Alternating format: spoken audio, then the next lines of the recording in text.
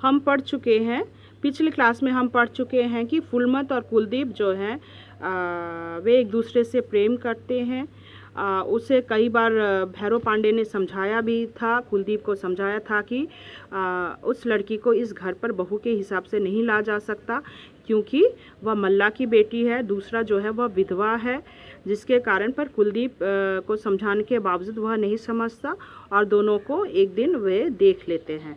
वे दोनों कहाँ, नदी पर टहल रहे थे, टहलते हुए भैरव पांडे देख लेते हैं। इस पर वे फुलमत पर क्रोधित होते हैं, फुलमत को भी समझाते हैं और कुलदीप के ऊपर तो भड़क पड़ते हैं और उससे थप्पड़ भी मारते हैं। जिस दिन उन्हें मार पड़ती है, अगले दिन जो है कुलदीप घर से भाग जाता है और दोबारा लौटता नहीं है। यहाँ पर कुलदीप को वे ढूंढते रहते हैं पर वे नहीं मिलते। आज तुम लोग पृष्ठ संख्या 37 खोलिए। तो पृष्ठ संख्या 37 में हम पढ़ेंगे, रात में उन्हें बड़ी देर तक नींद नहीं आई। तो वे रात भर क्या है, पुरानी बातों को याद करते हैं, कुलदीप को याद करते हैं, करके उन्हें नींद नहीं आ रही थी। कुलदीप को बचपन से लेकर आज तक उन्होंने कभी अपनी आँखों की ओट से नहीं होने दिया, आज तक उन्होंने कभी अपनी आँखों से ओझल नहीं होने दिया था कुलदीप को। पर अब क्या है, महीना हो गया है पर कुलदीप गायब है। छुटपन से लेकर आज तक खिलाया पिलाया, पाला पोसा और आज लड़का दगा देकर निकल गया। तो आज क्या है, वह दगा देकर निकल गया। पांडे अधरों की मोड़ के पीछे बिथा के सैलाब को रोकने का असफल प्रयत्न करते रहे। भोर होने में देर थी, उन्नीदें आंखें करवा रही थी, किंतु मन की जलन के आगे उस दर्द का क्या मोल। पांडे उठकर टहलने लगे। सामने की बसवार के भीतर में पूर्वी क्षितिज पर ललछौहा उजरा फूटने लगा था। गली के मोड़ के कच्चे मकान के भीतर से जात की घर घर गूंज रही थी। एक घुमड़ता गरगराहट का स्वर, जिसके पीछे जात वाली के कंठ की व्यथा की एक सुरीली तान टूट कर पौंध उठती थी। तो यहाँ पर देखो, अगला दिन आ गया है, दिन गया तो जात का आवाज़ आ रहा था, घर घराने की आवाज़ आ रही थी, कल कारखाने शुरू हो गए थे। मोह जोगनी बना के कहाँ गई ले रे जौगिया, तो गीत हो रहा था, लोग काम कर रहे थे, जात में काम करते करते गीत गा रहे थे। पांडे एक क्षण अवाक होकर इस दर्दीले गीत को सुनते रहे। प्यासे भूले भटके थके हुए स्वर पांडे की आत्मा में जैसे समान वेदना को पहचान कर उतरते चले जा रहे हों। अब रोने चली चुड़ैल। पांडे पागल की तरह बड़बड़ाते रहे, रो रो कर मर, मैं क्या करूं, अब तू रो कर मर, मेरा क्या है। बाढ़ में के लाल पानी में सूरज डूब रहा था। पांडे बैसाखी के सहारे आकर दरवाजे पर खड़े हुए। नदी की ओर आदमियों की भीड़ खड़ी थी। अब क्या है, नदी जो है वहाँ पर नदी के तट पर लोगों की भीड़ थी। वे धीरे धीरे उधर ही बढ़े। सामने 3-4 लड़के अरहर की खूंटियाँ गाड़कर पानी का बड़ाव नाप रहे थे। तो वे देख रहे थे पानी कितना बड़ा है, वे नाप कर देख रहे थे। क्या कह रहा है छबीला, पांडे बला चेहरे पर मुस्कुराहट का भाव लाकर बोले।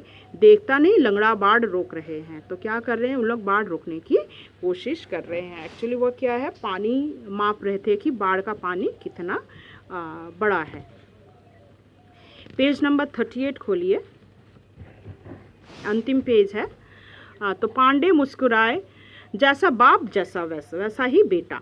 तेरा बाप भी खूंटियाँ गाड़कर कर्मनाशा की बाढ़ रोकना चाहता था। देखो, खूंटियाँ गाड़कर तो बाढ़ को रोका नहीं जा सकता, तो कहते हैं तेरा बाप भी यही करता था, खूंटियाँ गाड़कर बाढ़ रोकने की कोशिश करता था, और तू भी क्या है, खूंटियाँ गाड़कर बाढ़ रोकने की कोशिश कर रहा है।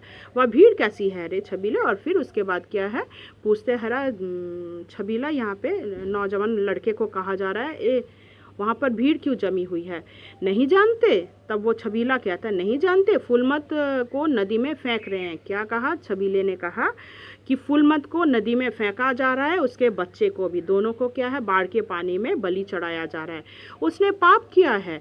छबीला फिर गंभीर खड़े पांडे से सटकर बोला। तो छबीला लड़का जो है, छोटा बालक है, वह कहता है कि फुलमत को और उसके बेटे को बाढ़ के पानी में फेंका जा रहा है। क्यों पांडे चाचा, जान लेकर बाढ़ उतर जाती है ना। और पूछते, ये उनकी जान लेकर तो बाढ़ का पानी उतर जाएगा ना।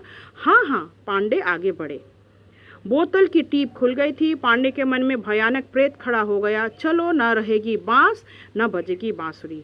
तो उसे लगता है चलो भाई, न रहेगी फुलमत, न रहेगा उसका बेटा, और किसी को पता भी नहीं चलेगा गांव में कि यह बेटा किसका है। चली थी पांडे वंश में कालिक पोतने। आई थी हमारे वंश में कालिक पोतने। अच्छा ही हुआ कि वह छोकरा भी आज नहीं है। चलो अच्छा है, कुलदीप भी नहीं है, किसी को पता भी नहीं चलेगा कि वो जो बेटा है, फुलमत का बेटा है, वो किसका है। कि मगर भैरव पांडे को मालूम है कि वो कुलदीप का बेटा है, पर गांव वालों को नहीं पता। फुलमत अपने बच्चे को छाती से चिपकाए टूटते हुए अरार पर एक नीम के तने सटकर खड़ी थी। तो यहाँ पर देखो, फुलमत जो है अपने बच्चे को चिपट कर खड़ी हुई थी। उसकी बूढ़ी माँ जार बेजार हो रही थी, किंतु आज जैसे मनुष्य से पसीजना छोड़ दिया था। अपने अपने प्राणों की मोह उन्हें पशु से भी नीचे उतार चुका था। कोई इस अन्याय के विरुद्ध बोलने की हिम्मत नहीं करता था, पर पूरे गांव में कोई भी इस अन्याय का विरोध नहीं कर रहा था। यहाँ पे उसकी माँ पागल होती जा रही थी कि भाई उसकी बेटी की रक्षा करे, उसकी और उसके बेटे की, मतलब पोते की बलि ना चढ़ाया जाए। मगर गांव वाले कोई भी उनकी तरफ नहीं थे। वे लोग खुश थे कि इसकी आज बलि चढ़ाई जाएगी। कर्मनाशा का प्राणों की बलि चाहिए, बिना प्राणों की बलि लिए बाड़े नहीं उतरेगी। वे जानते हैं कि कर्मनाशों को क्या चाहिए, मनुष्य की बलि चाहिए, और बलि के बगैर क्या है, ये बाढ़ का पानी नहीं उतरने वाला। फिर उसी की बलि क्यों ना दी जाए जिसने पाप किया। तो गांव वाले कहते हैं भाई जिसने पाप किया उसी की बलि देनी चाहिए। तो क्या है, फुलमत ने पाप किया है, उसकी बलि देनी होगी। पर साल जान के बदले जान दी गई, पर कर्मनाशा 2 बलि लेकर ही मानी। त्रिशंकु ने पाप की लहों किनारों पर सांप की तरह फुफक कर रही थी। तो पिछले साल भी 2 मनुष्य की बलि चढ़ाई गई थी, एक अंधी लड़की और एक अपाहिज बुढ़िया। तो इस साल भी क्या है, 2 जन की बलि चढ़ेगी, फुलमत और उसके बेटे की। मुखिया का विरोध करने का किसी का साहस ना था। तो मुखिया का जो सिद्धांत था उसके विरुद्ध कोई आवाज़ नहीं उठा रहा था। उसके जघन्य कार्यों का ऐसा समर्थन कभी ना हुआ था। तो यहाँ पर उन्होंने जब कहा तो इसका कोई उनका जो डिसीजन था उसका विरोध क्या है, कोई नहीं करता। सभी उनके समर्थ कर रहे थे। पता नहीं किसी बैर का बदला ले रहा है बेचारी से। भीड़ में कई इस तरह सोचते, ऐसा तो कोई कभी नहीं हुआ था, परंतु कौन बोले, सब मुंह सिए खड़े थे। सबके सब मुंह चुप करके खड़े हुए थे। उन लोग सब देख रहे थे, नाटक देख रहे थे। तुम्हारी क्या राय है भैरव पांडे। तो भैरव पांडे जब वहाँ पूछते हैं तो मुखिया पूछते हैं, भैरव पांडे आपकी क्या राय है। मुखिया बोला, अच्छा, सारे गांव ने फैसला कर दिया, एक के पाप के लिए सारे गांव को मौत के मुंह में नहीं झोंक सकते। तो गांव वालों ने फैसला किया है, एक ने पाप किया उसके लिए पूरे गांव जो है उसको हम मौत के मुंह पर हम नहीं झोंक सकते। मुसीबत उन पूरे गांव में नहीं आना चाहिए। जिसने पाप किया है उसका दंड भी वही भोगे। तो जिसने पाप किया उसे तो दंड मिलना ही चाहिए। एक बीभत्स सन्नाटा। पांडे ने आकाश की ओर देखा, आगे बढ़े। फुलमत भय से चिल्ला उठी। पांडे ने बच्चे को उसकी गोद से छीन लिया। तो भैरव पांडे क्या है, बच्चे को गोद से छीन लिया। मेरी राय पूछते हो मुखिया जी। और फिर पूछने लगे, मेरी राय पूछते हो तो सुनो, कर्मनाशी की बाढ़ दूध मुहे बच्चे और एक अबला की बलि देने से नहीं रुकेगी। सीधा क्या बोलते हैं कि एक दूध मुहे बच्चे की बलि से और अबला औरत की बलि से कर्मनाशा की बाढ़ रुकने वाली नहीं है। उसके लिए तुम्हें पसीना बहाकर बांधों को ठीक करना होगा। उसके लिए क्या करना चाहिए, जो बांध है उसको ठीक करना पड़ेगा। तो ये अंधविश्वास से तुम्हें बाहर निकलना होगा। कुलदीप कायर हो सकता है। कुलदीप जो है मतलब वह उसका भाई, वह कायर हो सकता है। वह अपने बहू बच्चे को छोड़कर भाग सकता है, किंतु मैं कायर नहीं हूँ। मेरा भाई कायर हो सकता है, बच्चे और बहू को छोड़कर जा सकता है, पर मैं कायर नहीं हूँ। मेरे जीते जी बच्चे और उसकी माँ का कोई बाल भी बांका नहीं कर सकता, समझे। तो वो क्या कहता है, बच्चे और बहू जो है यहाँ पे उसकी माँ, बच्चा और उसकी माँ जो है उसका कोई बाल भी बांका नहीं कर सकता।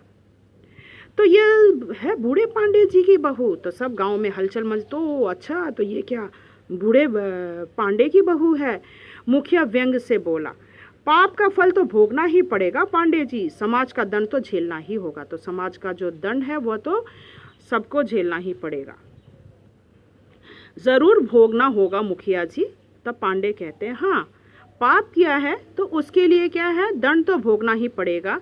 मैं आपके समाज की कर्मनाशय से कम नहीं समझता, किंतु मैं एक एक के पाप गिनाने लगूं तो यहाँ खड़े सारे लोगों का परिवार समेत कर्मनाशा के पेट में जाना पड़ेगा। तो वे कहते हैं कि इस गांव में मैं अगर हर एक परिवार का पाप अगर मैं उन्होंने भी किया है तो क्या है, एक एक का पाप अगर गिनाने लगे तो सभी को क्या है, कर्मनाशा के बाढ़ में पहुंचना पड़ेगा। इस गांव में ऐसा कोई व्यक्ति नहीं है जिसने पाप कार्य नहीं किया है। यह भैरव पांडे का वचन है। कोई तैयार जाने को। तो वे कहते हैं ऐसा कोई व्यक्ति है इस गांव में जिसने पाप नहीं किया है। अगर ऐसा कोई है जिसने पाप नहीं किया है तो वे ज़रा बोले। लोग अवाक पांडे की ओर देख रहे थे, जो अपने कंधे से छोटे बच्चे को चिपकाए अपने बैसाखी के सहारे खड़े थे। पत्थर की विशाल मूर्ति की तरह उन्नत, प्रशस्त, अटल कर्मनाशा के लाल पानी में सूरज डूब रहा था। धीरे धीरे सूरज, इवनिंग का टाइम था, शाम के वक्त पानी डूब रहा था। भैरव पांडे एकदम अटल अडिग खड़े हुए थे। वे यही कहते हैं, अगर इस गांव में अगर एक भी व्यक्ति ऐसा है जिसने पाप नहीं किया है तो वे बताएं, नहीं तो सबके सब इस गांव में पापी हैं और सबको क्या है, कर्मनाशा नदी में डूबना पड़ेगा। तभी ये क्या है, गांव में पाप धुल सकता है। जिन उद्धत लहरों की चपेट से बड़े बड़े विशाल पीपल के पेड़ धड़ाशयी हो गए थे, वे एक टूटे नीम के पेड़ से टकरा रही थी। सूखी जड़ें जैसे सख्त चट्टान की तरह अडिग थी। लहरें टूट टूट कर पछाड़ खाकर गिर रही थी, शिथिल, थकी, पराजित। तो शाम के वक्त धीरे धीरे क्या है, जो नदी का बाढ़ का पानी है वह शिथिल पड़ती जा रही थी। तो आशा करती हूँ आपको ये कहानी समझ में आया होगा। इससे संबंधित प्रश्नोत्तर मैं आपको फिर भेज दूँगी। धन्यवाद।